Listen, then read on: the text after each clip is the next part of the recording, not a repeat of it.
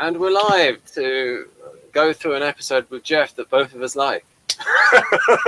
On the next episode.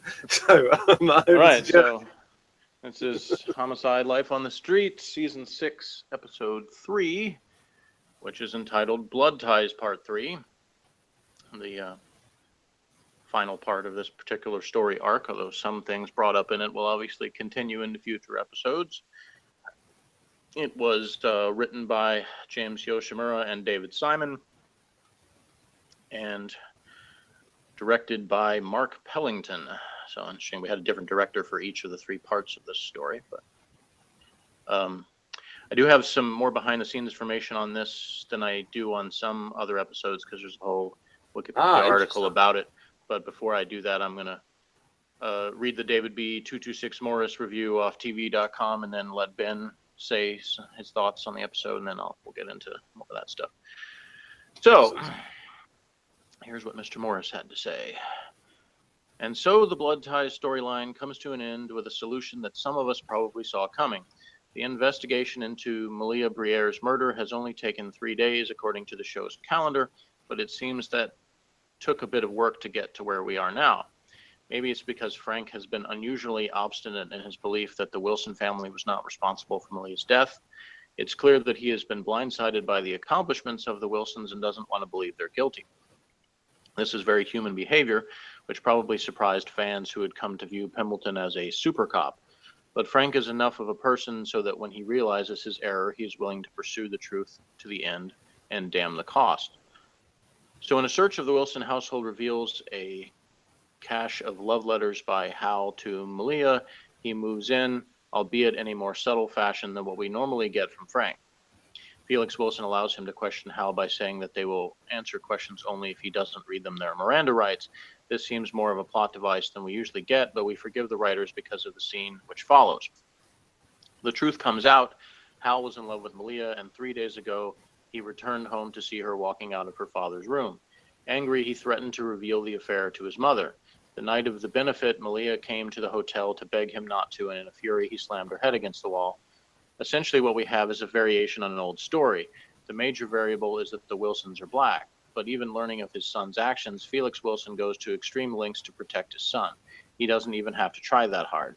There is no physical evidence, the love letters aren't damaging enough, and the confession is inadmissible. Hal Wilson walks away, literally. The next day, the Wilsons begin the process of leaving Baltimore, their good work for the city forgotten, the family in shambles. Like many homicides, especially the multi-part arcs, we get a resolution, but there is no justice. What remains is the character's reaction, and we get a good measure of that.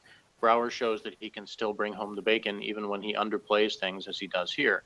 We also get something even rarer. When the case is finished, Ballard makes an effort to make peace with Frank for all the headbutting they did over the case. Frank concedes that Ballard's instincts were correct while his were not, an action akin to the Vatican admitting the infallibility of the Pope. Not sure about that, but anyway. We also see some fine work by Yaphet Kotto. For Giardello, this case is a lot harder as he watches a lifelong friendship disintegrate, and we can see the pain. But in the end, he shows he's pure police. When Regina Wilson confides she should have asked for help, he admits he would have been wrong to give it to her. The Wilsons have perpetuated a miscarriage of justice. This supersedes all the good work they have done in the past. Past actions also come back to haunt another investigation. Wilkie Collins, the drug supplier who gave up Junior Bunk to Falzone and Lewis 2 days ago, is murdered along with his wife. The killer left someone behind, though, the Collins' son. Again, the spotlight shifts to Falzone as he gently tries to learn what the child saw, or more appropriately, what he heard. And it's a honey. The killer is a former narcotics detective, one we met very briefly in The Damage Done 2 seasons ago, who has been on the Mahoney payroll for years. Again, we see the reach of the Mahoney family. Georgia Ray has been in pre-trial lockup for the past few days, yet somehow managed to call in a hit from jail.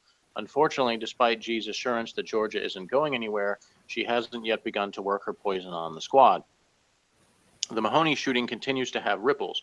Now Luther's autopsy is troubling Cox as she thinks she was influenced by the fact she was sleeping with Kellerman at the time. When she floats this question by her ex, he gets incredibly nasty, and it's clearly unnerving for her. This is a good but not brilliant conclusion to the story arc. For one thing, the ending of the Briere investigation is rather weak. For another, the writers continue to focus more on some characters than others. Though Gardy and Bayless are investigating the Wilsons, they barely make an impression, and except for one scene, we don't see much in Kellerman at all. The problem with balance continues to manifest itself. Because of the fine performances by Brower and Seda, as well as some excellent turns by James Earl Jones and Jeffrey Wright, Blood Ties Part 3 is a good episode. The acting is good enough to get past the fact that we've seen this kind of story done on other police dramas, though maybe not with this particular angle. It was a good arc, but considering how Homicide handled other three-part storylines, we've come to expect a bit more from them. My score, 8.4. So that's what he says. Ben, what do you say? Well, I think a lot of the stories where they don't close the case are good, and it stands out from British ones where they do end up getting the villain in the end, and like I said, in the Columbos that I've seen, he usually gets some. The only wrinkle in Murder, She Wrote was that the murder was self-defense. I don't believe that there was ever a case that she didn't.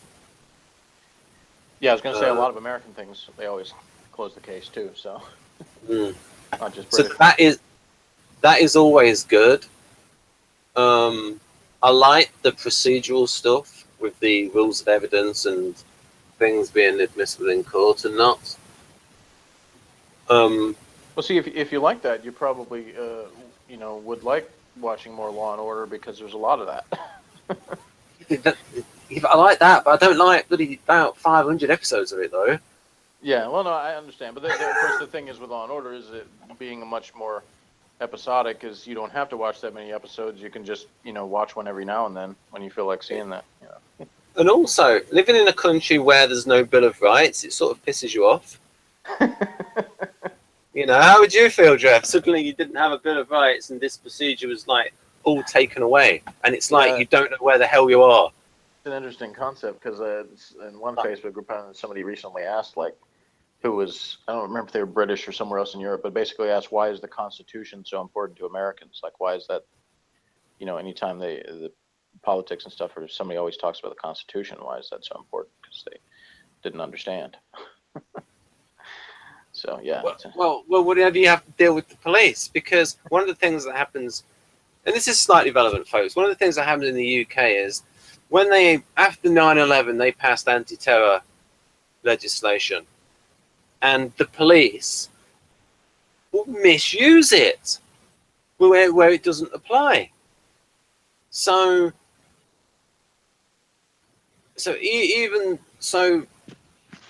anything can be overly interpreted by that. So it's like, and even in the United States, where there's evidence that can be got out without a warrant, and they've had things with the FISA court recently, where actually the Obama administration was told off for collecting information on Americans without a warrant. The actual FISA court, it was released that the FISA court told them off. But there's been no indictments. No one's been put in jail for it. So,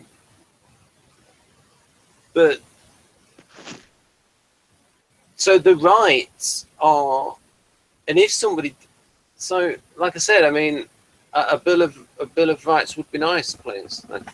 So,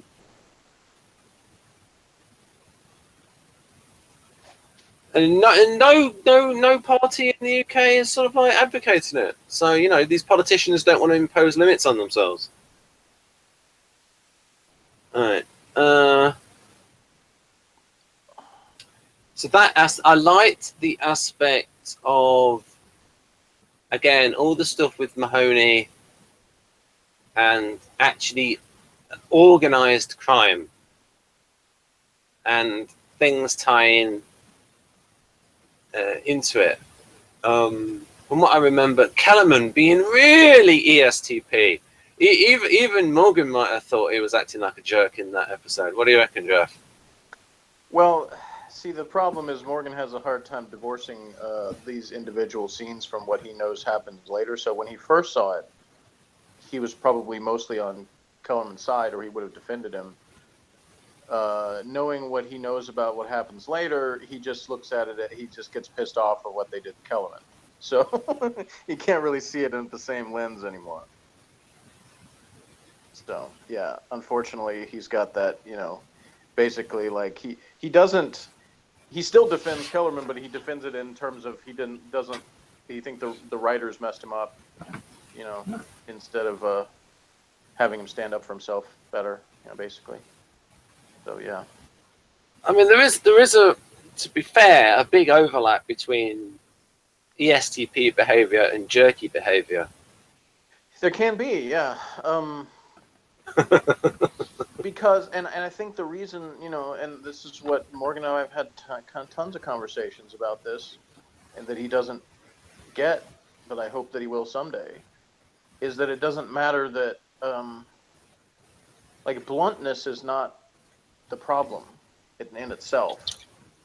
It's more the continuing to push when you know that you're getting on somebody's nerves or you're hurting someone's feelings. It's like, I've talked before about, I guess, sort of a general SP rush that you get from whatever it is, some sort of performance, some sort of, skill that you're showing, whatever. And that when you get wrapped up in the thrill of that particular action, that a lot of other things kind of go by the wayside, including other people's feelings. And I've given some examples in the past of how I did that as well. It's not just ESTPs, it can happen to ESFPs, of course, as well, and the other two SP types. But it's just ESTPs seem to come off as the most in your face in that way. So that's the thing, is I think sometimes they may get a bad rap for that their kind of bluntness and way of just sort of laying things out there can be looked at as they're being a jerk.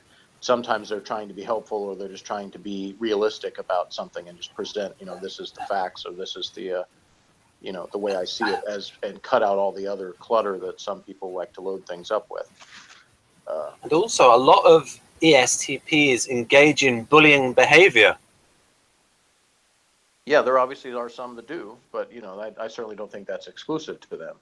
I think probably most of the types, I mean, really all types can. Obviously, there's some that maybe are more prone to than others, but there's ways of bullying that don't necessarily require the specific ways or links that ESTPs go to. So I think that's and we can see with G maybe, although I mean ESTJs can bully in different ways. They may think they're doing it for like a grand purpose, like a drill sergeant type of bullying, where I'll make them or break them, kind of thing. And so I can see how. So. Yeah. I just got a message from someone in Barcelona. I'll read it later. Okay.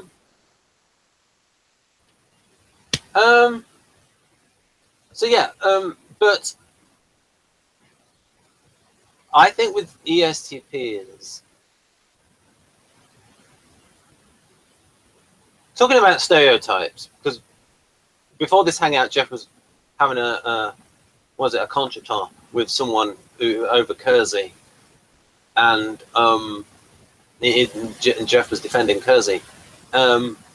And about stereotypes, is one of the stereotypes in socionics about SPs is that they're all about power, and especially ESTPs. And so what you said there, and the reason why I bring this up is when you said about ESTPs and Morgan's pushing something that that he knows annoys the other person. Yeah, no, he'll claim afterwards that he didn't do that. Yeah, but pardon, that he did or he didn't? That he didn't. He'll say that's that he doesn't know that we're, he'll say like feelers in general, or the particular person he's talking about. He'll say that he can't figure them out. He can't understand, like they're unpredictable or they're not consistent. So he doesn't know what really bothers them or whatever. And I have a tough time believing that because he's smart enough, deceptive enough that I think he does realize more than he's willing to admit at this point. Yeah, that's the thing. It's they like pushing people's buttons. They like annoying people in certain instances. Yeah, there have been times where he's admitted that to me, but it's never in the moment, or it's not about me or somebody that we're discussing. It's always sort of like, somebody more in the abstract. Like he'll say, there were times where he would sort of introduce a controversial opinion into a discussion, not because he believed in that opinion, but just to see the reactions of the people when they start discussing it. That's actually a little bit like an ENTP. Yeah, well, he would just throw something out there and sort of step back and observe what happened, from what he interjected. Yeah. So, yeah. And of course, there's different degrees of that. But this, as we talked about before, ESTPs would rather annoy someone than be bored. But in Kellerman's case, when it comes to how he was with Cox, I don't think he was deliberately trying to push her buttons. I think he was just getting defensive about his own behavior and didn't like to be questioned. The way he looks at it is, you can tell, obviously, the shooting of Mahoney did still bother him in some way. Otherwise, he wouldn't get as defensive as he did about it. He would kind of be more matter of fact about, this is what happened. If you don't believe me, whatever, But he's got not only, his own issues when it comes to that, but he's also got the past situation with the arson case with the other detectives that took money and stuff. So he's already got that kind of chip on his shoulder about people thinking he's dirty. Not just that. There's also the fact that he almost committed suicide. Well, right, but really the only one who knows that is Lewis. So but Cox, I guess. Yeah. So what I'm sort of saying is like he's not really happy with himself. Right. It's in sort of like his mental health is like he's not really happy with his whole. Yeah. So when someone brings up situation, trying to like pick at something that's already like sort of a scab there, then he's going to react in that way. So I don't think he was, if he lashed out at Cox, it's not about him trying to get a reaction out of her. That's just more of a, I think, instinctual reaction to being picked at. Yeah, I think that could have been a little bit.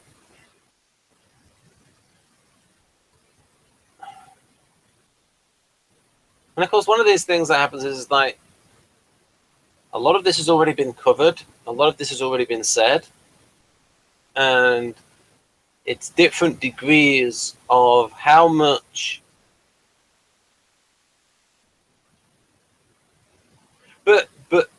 But knowing type as we do and ESTPs as we do, the way he reacted was not unreal. It's within, ESTPs can behave like that. And it's, I would say that Kellerman at the moment, obviously he is a high functioning ESTP. He's a detective. He's disciplined. He's doing lots of things and a very effective detective. But at the moment, in terms of his private life, he is not. Oh, yes, and that was being affected as well. Because remember there was the thing about him drinking. And he was getting annoyed with her drinking too much as well. Because he was saying, hey, we both got to stop. Yeah. You're drinking too much too. Yeah, so it's clear they've shown that his personal life, as well as things that happened previously on the job, have affected his abilities as a detective, that he may be not as good a detective as he started out because of those things. That, his work does suffer some. And this goes all the way back to the 1930s, doesn't it? Where it's the detective, it's a tough job, and they have a drink problem. Yeah, and I think one of the things it's part of the genre. Yeah, is that obviously a show like NYPD Blue focused a lot on that as well. More of the toll that the job takes on the personal life of the detectives. Homicide does cover that, but not quite as much, because I think Homicide spends a little bit more time on focusing on the cases are not always easy to solve. In NYPD Blue, they made it appear as if most cases could be solved in under an hour, which obviously isn't true. So, that was the weakness of that show, and the strength of Homicide is that that aspect of it, the police work itself, is they stress the fact that this is not an easy job, and a lot of the times you don't just have a solution handed to you.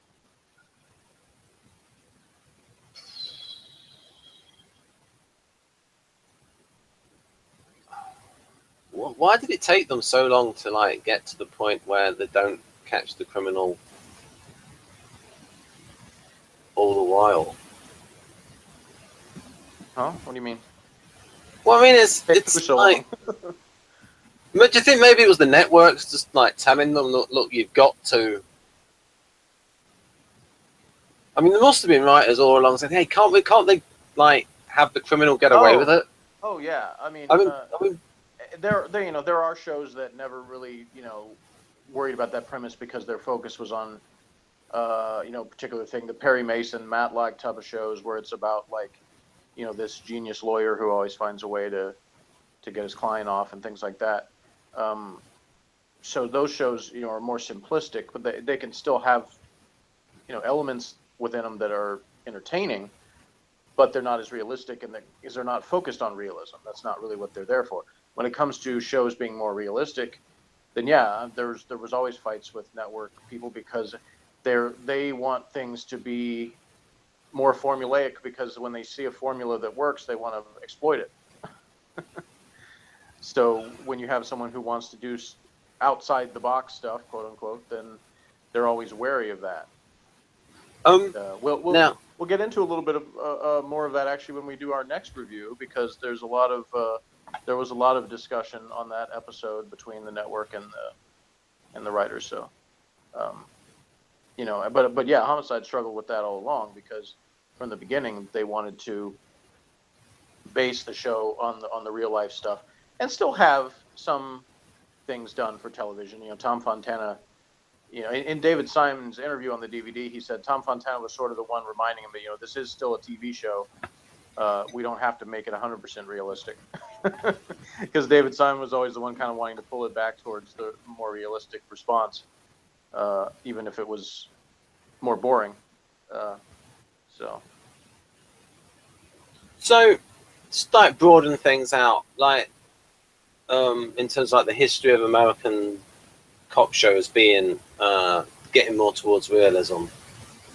Did you watch The Streets of San Francisco? No. What about Hill Street Blues? I've not seen much of Hill Street Blues. I've read a lot about it just because I read a lot of stuff about NYPD Blue, and Stephen Bochco was the creator of both of those shows and gets a lot of credit from people for Hill Street Blues sort of paving the way for shows being more realistic about it. Apparently, it was very, very highly regarded in the 1980s, Hill Street Blues. Yeah, and and honestly, when Bochco created NYPD Blue, part of that was he was trying to, do the same thing with detectives that he had done with uniform cops in Hill Street Blues. He was trying to, kind of inject more realism into, not have it. The cops be sort of pretty boy type and always by the book and all that kind of stuff, like a lot of shows would portray them as, or when they weren't, it was treated as sort of glamorous, like a show like Hunter, where you have this police detective who breaks the rules all the time, but he never faces any consequences for them. It's never discussed, and he's like action hero cop guy, and there were obviously other shows like that as well. What did you think of Cagney and Lacey? I never really watched much of that either. I mean, a little bit when I was a kid, but I never really got into it that much. So I really don't know much about Cagney and Lacey. I think that that looks like a good show, and the issues that they covered. One thing I know that was amusing acting about that show that I do know is that part of the plot of the show, or the theme, the concept of the show, was here these two women cops trying to sort of bust stereotypes and avoid being sort of pigeonholed based on being female, and yet of course the same thing was happening with the show itself, where the network is like, you need to dress them in hotter outfits and all this kind of stuff, so it was like you had this dual kind of thing going where what they're doing on the show, they're struggling with on the show is the same thing they could struggle with behind the scenes. Well, but they did have like two strands, because you had like one that was a parent and the other who was single. Mm-hmm. And I think it's, what's her name? Is it Tyne Daly? Tyne Daly, I think. Very good with like her, with her, and I first saw her and I've seen her recently in a Clint Eastwood film in the 70s, and one of the Dirty Harry films. And she has good comic delivery, Tyne Daly, and just like the issues of like, and her being a parent, and then obviously with the, and then the blonde one being the single one. But I did watch that series, and the music's good as well. I really remember very little of it because I saw it like a little when it was on when I was a kid, but I didn't really. But Jeff, surely you should have watched at least one episode of your recent, nostalgia trip through the 80s. I haven't. For one thing, I've already got lots of other stuff that I have watched, and it takes up a lot of my time. But two, generally, if a show is not readily available, and figure out right off the bat that something's going to be too difficult to try to find episodes of, then I pretty much abandon trying to do that. I kind of move on to the things that are easier to find. So I know how to find certain things for you. Yeah. Anyway, so now we can go on to the behind the scenes stuff. Yeah. So this particular, this isn't just in the Wikipedia entry for the Blood Ties story as a whole. So there's some things that cover all three parts or parts of that. So I'm just sort of going to skim over some things that pop out at me, but because it says the story from Blood Ties was conceived by executive director Tom Fontana and supervising producers James Yoshimura and Julie Martin. The first and third episode teleplays were written by producer Anya Epstein, with the second penned by producer David Simon. The 3 episodes were each directed by, okay, I already went through all this stuff, but it says Blood Ties, the first episode featured the first appearances of Peter Garrity, John Seda, and Callie Thorne as regular cast members. Garrity and Seda each previously played their respective characters and guest appearances on the show. And Fontana said he thought the new cast additions would create drama and tension between the characters. The quote is, "It's stimulating to add new people because you're not feeling like you're writing or acting the same scene for the 1,000th time. And I think all 3 of them are very different than any other characters we've had on the show," unquote. During her audition for the show, Thorne read the lines from the Pimbleton character in a previous episode. She said of her audition, "I said, so what do you want me to do? Do you want me to be a female Pimbleton?" And they were like, "Well, we don't want to say that, but that's sort of the idea." Thorne said the producers were looking for a certain type in terms of a strong woman who could keep up with all the men, and they incorporated elements of Thorne's own personality into the character, such as the strong amount of trust she has in her instincts. Thorne also said she was treated well by the cast, but upon starting, I was very aware of the fact that it's predominantly men, and I have no problem saying that as a small, dark woman, I was terrified. I thought I was going to be put through the ringer. Garrity, when asked about his experience joining the show, said only, "It's interesting. It's really interesting." The new regular characters replaced outgoing cast members Melissa Leo and Max Perlich, who did not return for the 6th season. In the episode, Leo's character Kay Howard was said to be working full-time with the department's fugitive unit. Actress Leo reportedly left the show so she could devote more time to her family. Perlich was allegedly fired from the series, and within the episode, his character J.H. Brody was said to have left police work after a documentary he filmed was aired on PBS and won an Emmy Award. Commentators said the Emmy mentioned and a joke by Munch, "They give those things to anybody," were references to the show's failure to secure a nomination for a Primetime Emmy Award for Outstanding Drama Series during its first 5 seasons. Let's see. Julie Martin, one of the show's writers and supervising producers, said Blood Ties marked a deliberate change in the series, focusing on darker storylines that are a little messier and unresolved and more interpersonal relationships. The show's been on for 6 seasons and it absolutely has to change. We can't keep doing the same show. Media outlets noted that Blood Ties included more action-oriented elements such as car chases and a chase sequence involving helicopters in the airport. Fontana denied allegations of tampering from NBC executives and said any such changes would have come from him. I've seen all these things before. Like, we've seen action sequences before. We've seen, like, yeah, there have been some grim stories before. So I didn't see any noticeable change. We've had stuff with a cop who's lost his eyesight. We've had like doll's eyes and all these kinds of grim stories. I think sometimes when it comes to this stuff, the media people especially have short memories when it comes to. But anyway, behind the scenes things. Two jokes that were reportedly considered, two actresses that were reportedly considered to replace Melissa Leo on Homicide before Callie Thorne got the job were Shannon Doherty and Sherry Stringfield. So if you look at the board under Ballard's case list, the names Stringfield and Doherty appear underneath her name. Let's have a look. That was a little in joke. See if we have that. Let's have a look at that.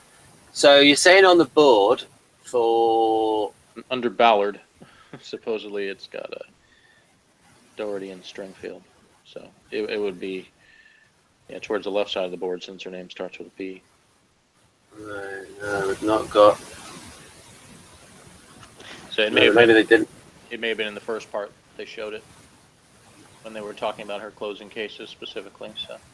Oh yeah, so Technology Watch, micro tape recorder, and then Bayliss was using a mobile phone with an antenna in the next episode, and I was thinking that works in an underground situation because I remember in the London Underground it not working. Yeah, then this talks about the racial themes being addressed in part 2 with a climactic argument between Hamilton, Ballard, and Gardy. Oh yes, I would say as a whole the series is very good with the racial themes. It handles them well. A history professor at George Mason University who studies race in the United States agrees with you because he said, insightful, wonderful explorations on the complexities of many levels of race. He also said the show really does understand how we're all caught in this culture and we're all struggling with it. And we all bring to this jagged enterprise the limited understanding of where we came from and who we are. Being fully alive requires us to struggle with these realities, and that's what the show does. In his journal article about the portrayal of African-American men in Homicide: Life on the Street, documentary historian Thomas A. Mascaro said the presentation of light-skinned black villains like Mr. Mahoney and dark-skinned actors who, like the one played by James Earl Jones, Blood Ties, dispels the notion that black skin color is uniform or determinative with regard to character. Described the Watson subplot as a racial spin on the 1996 murder of 6-year-old child beauty queen pageant queen John Benet Ramsey, although Tom Fontana said any similarities were not intended. So the first episode of Blood Ties actually outperformed Homicide's time slot competitor CBS's Nash Bridges, although ABC's 2020 still beat both shows. The second and third episodes, however, finished behind both of the other shows. Received generally positive reviews. Baltimore Sun critic David Zurak described it as one of the most serious, frank, and compelling discussions of race in any medium. Mike Duffy said it was explosive and riveting. Smart, darkly humorous writing on Homicide is as strong as ever. So are the performances of a superb ensemble of actors.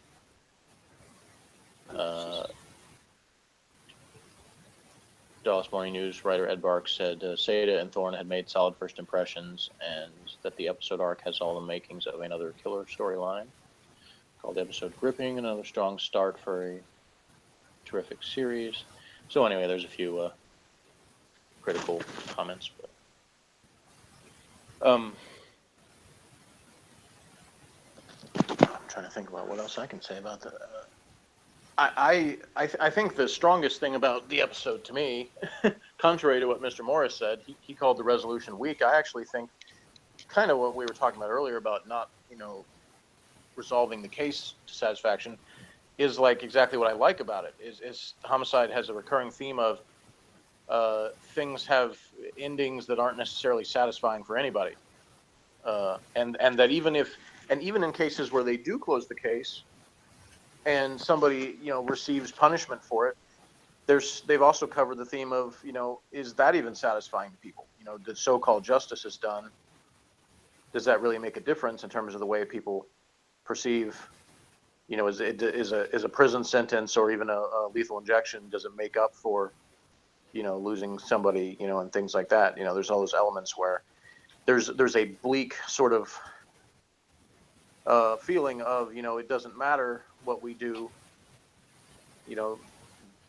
life goes on and death goes on, whether we like it or not. So you have the, people that when they feel like they didn't get justice for, a family member or a friend or whoever, was the victim of a crime, then they can feel a lot of anger on that. But when so-called justice is done, they still don't necessarily have a feeling of resolution for that. You had that explored in episodes like when Danvers' fiance was murdered and then the murderer hung himself before they could even, bring him to trial. But it's also, it helps with suspense, because then the audience doesn't necessarily know whether right. the criminal will be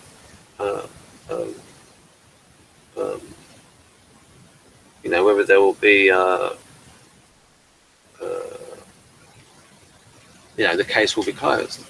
Yeah, and I think the particular elements that was sort of new in this one that we hadn't necessarily seen happen before, where you have someone who confessed, but the confession was inadmissible, so they couldn't do anything with it.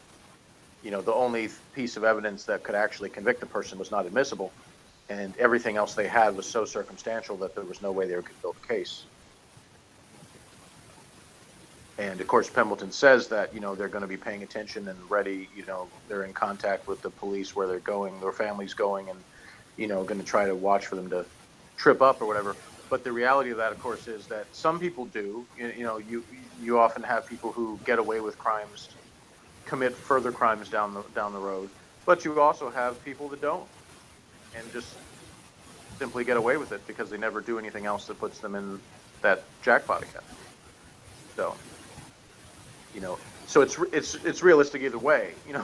If there was a situation where Hal Wilson gets, a similar situation happens down the line that puts him in, where he actually does get punished for the crime, or at least a crime.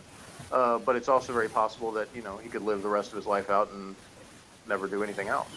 So, especially if he continues to be protected by his family, if he's sort of, even though he sort of indicated in the scene with his father that he, wanted sort of independence from him or whatever, he's basically, the father retorts that, you had ample opportunity to have this if you really wanted it and you didn't take it. So obviously there's a part of him that would rather sort of continue to be babied by his family, by his parents, and stay in that environment. And in this case, he's got even more incentive to continue doing that because as long as his family's protecting him, he's less likely to have any kind of reason why he's going to end up being punished later. So.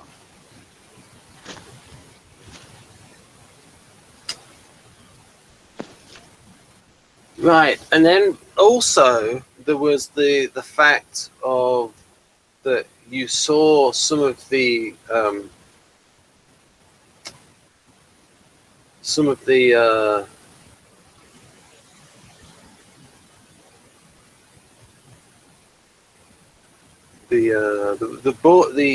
racial element from the white police officers when they were talking about when Geraghty and Ballard were talking about the racial aspect of the case, and it's showing something about their prejudices about things, their prejudice that all these blacks will stick up for each other. Mm-hmm. Yeah, of course, Pembleton retorted that, when there were Irish or, Italians in charge of the department, that they would do the same thing, protecting their own as well.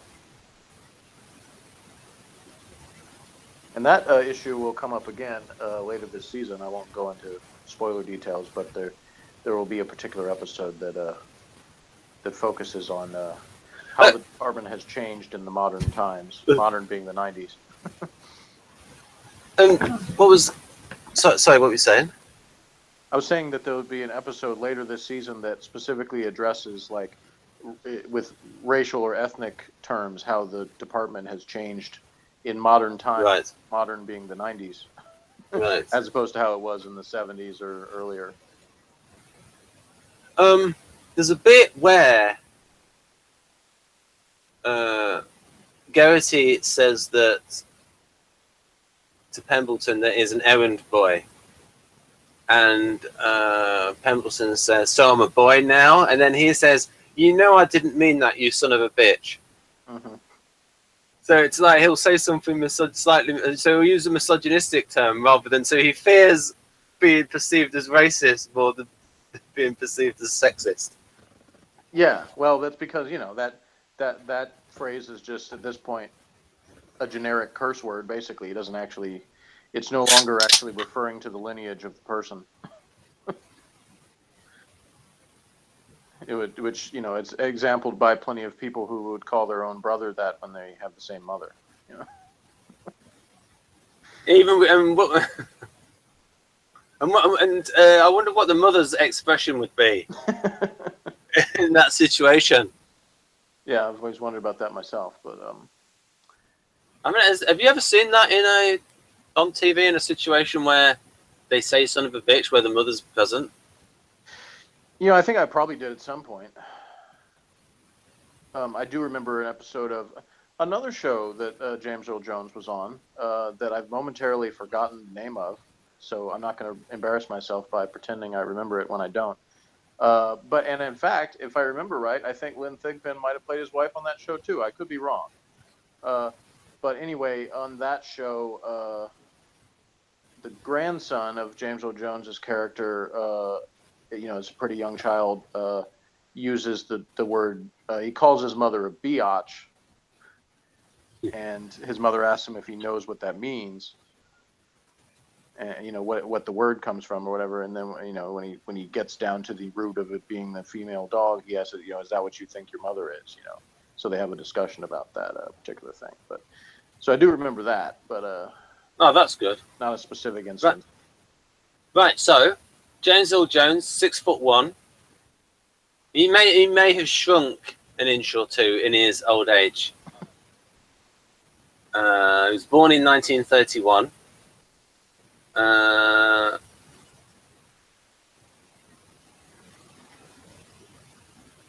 It looks like he's still alive.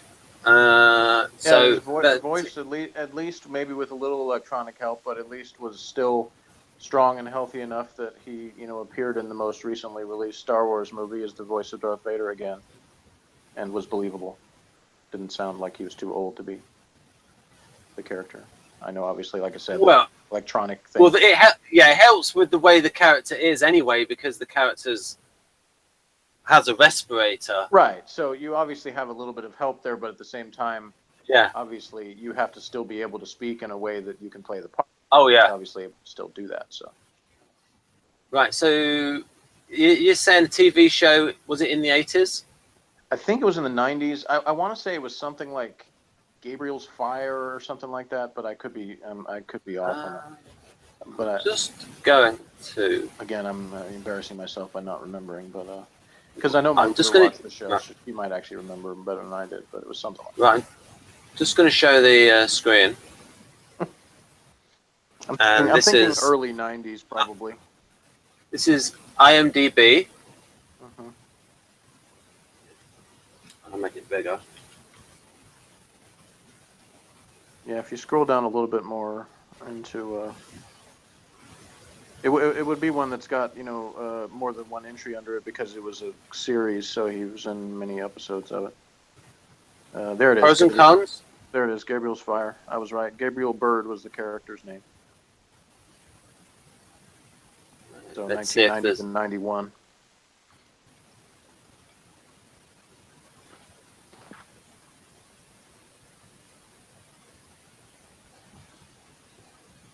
Right.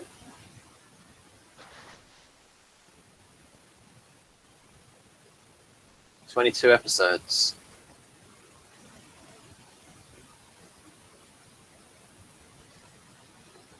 So you're saying, so basically, interesting what you're saying there about having a discussion about biatch, right? Mm-hmm. Sounds like. And it may not even have been on that show. I may be thinking of a different thing later, but I just remember that was one of the shows that he was on around that time. He was on more than one series that didn't last very long. in the 90s, like the pros and cons that you saw earlier. But anyway. Right, that's pretty much it. All right, so what's your rating out of 10 for Blood Ties Part 3? I'll give it about an 8. And I will also give it an 8. So we have some agreement on this one. And join us next time for perhaps the most gut-wrenching episode of Homicide ever. And I think both of us... Not to me, man. It was gut-wrenching that I had to watch it. Yeah, well, anyway, but we'll hopefully have a spirited review of that one, because we obviously are not going to agree on much, but I do have some backing on my side. Anyway, that's it for this one, though. See you next time, everybody. Thanks for watching.